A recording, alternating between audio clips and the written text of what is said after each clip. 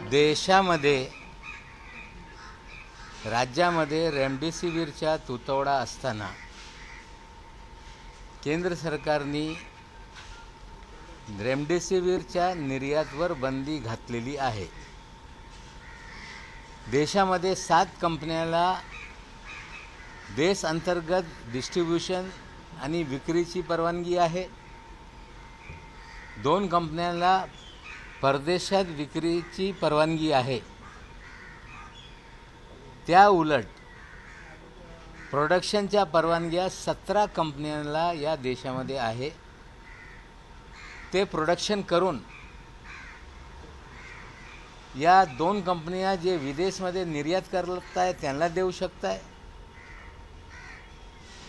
आणि या 7 कंपन्यांना स्वतः प्रोडक्शनच्या परवानगी देण्यात आलेल्या आहे। निर्यातवर बंदी घातल्यानंतर काही कंपन्या आमच्याकडे साठा उपलब्ध आहे, आम्हाला विकण्याच्या परवानगी द्या, यासाठी महाराष्ट्र सरकारला अप्रोच झाले। ब्रूक फार्मा नावाची कंपनी, त्याचे मालक राजेश डोकानिया हे स्वतः मंत्री महोदय सिंगने यांना विरोधी पक्ष नेते दरेकर साहेब यांच्यासोबत भेटले। त्यांनी माहिती दिली की माझ्याकडे साठा आहे आणि जर परवानगी दिली तर मी हा साठा आपल्याला देऊ शकतो। 2 कंपन्यांनी परवानगी मागितली होती। बीडीआर नावाची एक कंपनी आहे, दुसरी ब्रूक्स फार्मा नावाची। या दोघांना परवानगी रात्री देण्यात आली। त्याआधी पोलिसांना माहिती मिळाल्यानंतर की एक्सपोर्ट करणारे लोकांकडे औषधांचा साठा आहे, त्याच्या आधारावर श्री राजेश डोकानिया यांना पोलिसांनी बोलवलं होतं। त्यांच्याशी माहिती गोळा करण्याचं काम सुरू होतं आणि त्यानंतर या राज्याचे विरोधी पक्ष नेते श्री देवेंद्र फडणवीसजी, श्री दरेकरजी, आमदार प्रसाद लाडजी, त्या भागाचे विलेपार्लेचे आमदार पराग अलवानीजी, हे सगळे पोलीस स्टेशनला BKCला रात्री 11:15 पोचले। जर एखादा पोलिसाला माहिती मिळाली तर पोलीस इन्क्वायरी करतो। मग या डोकानियाला सोडवण्यासाठी या राज्यातले 2 विरोधी पक्ष नेते का गेले, 2 आमदार का गेले? यांना भेटण्यासाठी भाजपचे नेते देऊ दमनला गेले होते। 50,000चा साठा यांच्याकडे आहे, आम्ही आणून राज्यामध्ये वाटप करू। म्हणजे कुठेतरी या महाराष्ट्रामध्ये भाजपची लोक एक तरी साठा मिळणार नाही त्याच्यासाठी प्रयत्न करत आहे। ज्यांच्याकडे साठा आहे स्वतः खरेदी करून स्वतः विकू ही भूमिका घेत आहे। मग स्वतः जाऊन हा महाराष्ट्र सरकारला देऊ शकतो, त्याला ऑर्डर द्या ही भूमिका घेत आहे। पण एखाद्या पोलिसला इन्फॉर्मेशन मिळाल्यानंतर की मोठ्या संख्येने रेमडेसिवीर ज्यांना देशात विकण्याची परवानगी नाही, एक्सपोर्टवर बंदी आहे, पोलीस तपास करण्यासाठी इन्क्वायरीसाठी एखाद्या व्यक्तीला बोलवत आहे, हे नेते का जात आहे, हे आमचा एक मोठा प्रश्न आहे। काल ह्या सगळी परिस्थिती झाल्यानंतर FDAने जे रात्री त्यांना 10 वाजता ऑर्डर दिली होती, त्या कॉपी दाखवल्यानंतर राजेश ब्रूक फार्माचे जे मालक आहे डोकानिया यांना काही माहिती घेऊन सोडण्यात आला। त्यांना सांगण्यात आलेलं आहे की पुन्हा गरज वाटली तर तुम्हाला बोलू। पण पोलीस यंत्रणा काम करते कोणासाठी? जनतेसाठी। पोलीस यंत्रणा काला बाजार रोखण्यासाठी काम करते। साठा असेल तो जप्त करून कुठेतरी लोकांना दिलं पाहिजे या भूमिकेतून काम करते. पण लोकांनी याला जर बोलवला तर संपूर्ण महाराष्ट्रातली भाजप का घाबरते? संपूर्ण महाराष्ट्रातला भाजप त्याला वकिलीसाठी का जात आहे? मला माहीत नाही. देवेंद्रजी वकील आहे, पण वकीलपत्र घेऊन त्याची बांजीव मांडत होते की त्यांचे संबंध आहे त्याच्यासाठी ते बाजू मांडत होते? जर महाराष्ट्राच्या हितासाठी महाराष्ट्राची पोलीस यंत्रणा काम करत असेल, महाराष्ट्राची FDAची यंत्रणा काम करत असतील, मग 2 तासामध्ये 1 तासामध्ये जर बोलवला तर संपूर्ण महाराष्ट्राचा भाजपचे प्रमुख नेते तिकडे जात आहे. याच्यात काय त्यांचा संबंध आहे हे कुठेतरी भाजपने खुलासा केला पाहिजे. हे बोलून चालत नाही की नवाब मलिक तर काही बोलत राहता, मी काही बोलत नाही. साठा या लोकांकडे आहे. तुम्ही ट्विट करून सांगताय की 50,000चा साठा आम्ही वाटणार आहे. जेव्हा सरकार मागते तेव्हा ती लोक देत नाही. मग याच्या मागचा काय राजकारण आहे हे भाजपने स्पष्ट केलं पाहिजे. जे रेमडेसिवीरचा साठा ठेवताय त्यांना इन्क्वायरीसाठी बोलवल्या आणि मग भाजपचे नेते, विरोधी पक्ष नेते, दोन्ही विरोधी पक्ष नेते त्यांच्या वकिलीसाठी पोलीस स्टेशनला जात आहे. म्हणजे याच्यात काहीतरी गडबड आहे. मला वाटते हे योग्य नाही, हे त्यांना शोभत नाही. एखादा विरोधी पक्ष नेता फोनवर माहिती घेऊ शकतो.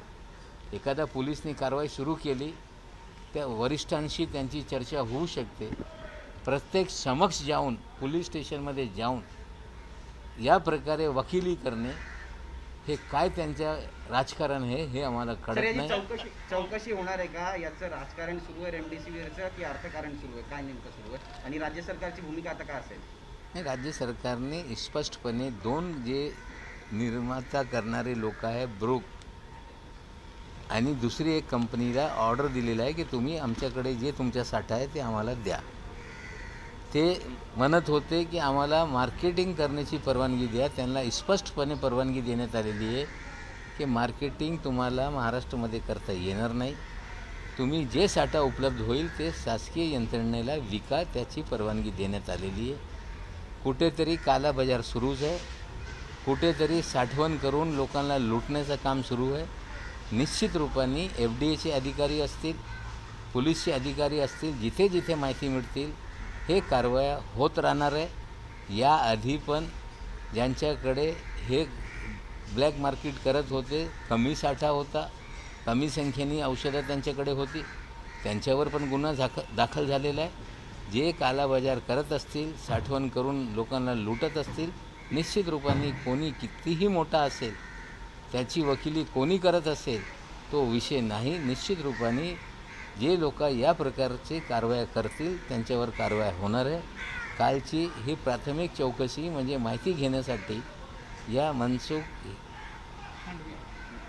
राजेश डोकानियाला बोलवण्यात आला होता, पण सगळे भाजपचे लोक वकीलपत्र घेऊन तिकडे गेले. हे योग्य नाही आणि त्याचा खुलासा त्यांनी करावा. थेट भाजपला या कंपन्यांकडनं माल खरेदी करण्याचा अधिकार असेल का किंवा तो अधिकार दिला जाणार आहे का? मी पहिले त्या लोकांचं म्हणणं होता की लोकल मार्केटिंगसाठी आम्हाला परवानगी द्या. मग चीफ सेक्रेटरी साहेबांसोबत VC झाल्यानंतर स्पष्ट भूमिका चीफ सेक्रेटरी साहेबांनी आदेश दिले की आपल्याला लोकल मार्केटिंगची परवानगी द्यायची नाही. जे काही साठा असेल गव्हर्मेंट स्वतः खरेदी करेल आणि ते खरेदी करून गव्हर्मेंटच्या हॉस्पिटलमध्ये जे पेशंट आहे त्यांना पण उपलब्ध करून देईल.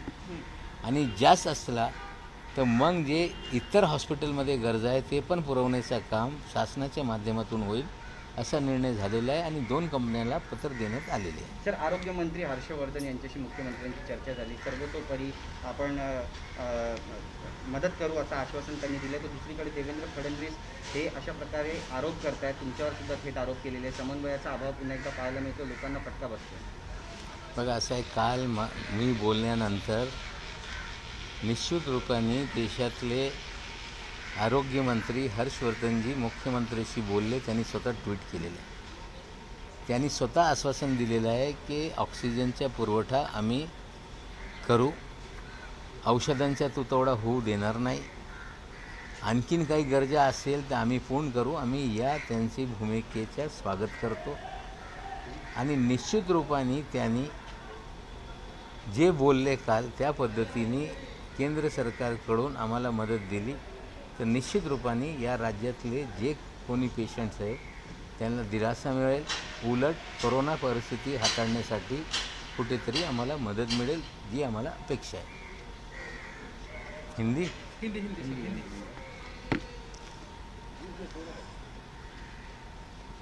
महाराष्ट्र में रेमडेसिविर का और देश में कहीं ना कहीं किल्लत है. कुल मिला के दुनिया में मार्केटिंग करने के लिए 2 कंपनियों के पास महाराष्ट्र देश में परमिशन है. 7 कंपनियां देश अंतर्गत बेच सकती है और 17 कंपनी ऐसी है जिन्हें सिर्फ उत्पादन करने के परमिशन दिए गए हैं.